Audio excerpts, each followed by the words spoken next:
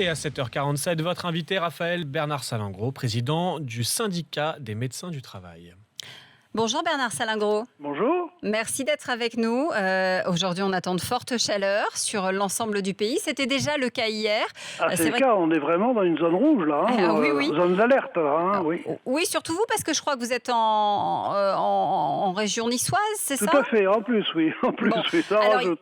il y a certains qui reprennent le travail après le week-end prolongé du 15 août. Est-ce qu'il y a une température, Bernard Salengro, au-delà de laquelle un salarié peut dire à son patron « Non, je ne travaille pas aujourd'hui ». Bah, écoutez, il n'y a pas de notion définie dans le Code du travail et la température, c'est quelque chose qui dépend beaucoup de choses.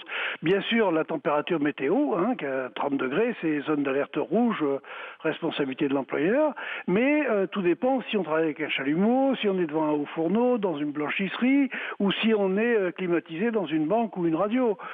Tout dépend du contexte et des personnes, de leur état de santé. Ça dépend de l'intérieur ou de l'extérieur aussi. Exactement. Mais c'est clair que pour un employeur, il doit sacrément réfléchir au problème, de trouver des situations, alors des solutions plutôt. Alors on peut travailler avec des pauses plus fréquentes, il faut hydrater, donner à boire, etc. De l'ombre, et puis voir des pauses plus fréquentes, voire travailler avec des horaires. Ça incombe au patron, ça, Bernard Salengro, d'aménager des pauses dans l'emploi du temps des salariés. C'est complètement de la responsabilité de l'employeur, qu'il a une responsabilité d'obligation de résultat de sécurité, pas de moyens, mais de résultats. Y compris les fontaines à eau, les bouteilles d'eau à disposition? Tout, oui, tout à fait. Il est même prévu dans certains vieux textes, je pense au bâtiment de texte de 65, qui doit fournir 3 litres d'eau, etc. Mais il doit fournir de l'eau suffisamment selon les besoins. Moi, je connais des soudeurs qui travaillent dans le bâtiment et c'est 7 à 8 litres, voire 10 litres par jour qu'ils boivent. Tellement il y a un besoin et c'est vital, quoi. Parce que se passe-t-il si l'employeur ne le met pas à disposition du salarié? Il peut faire jouer son droit de retrait, par exemple?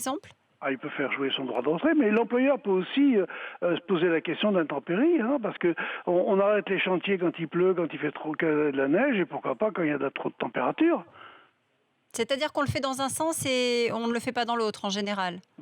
C'est pas encore assez fréquent pour qu'on y pense, mais il suffirait qu'il y ait quelques accidents, de coups de chaleur, etc. Le pronostic vital peut être en jeu, Dites-moi, il y a beaucoup de gens autour de nous qui se disent: est-ce que j'ai le droit, même si je travaille dans une banque, par exemple, de venir en tongs ou en short? Imaginez-vous dans une banque, si vous êtes reçu par quelqu'un en Bermuda à fleurs, au côté sérieux, ou alors plus ça encore, peut faire brancher, qui sait? Vous êtes dans les pompes funèbres et vous recevez la famille en tongs. Bon, ça dépend de l'emploi qui est occupé, c'est ça? Bien sûr.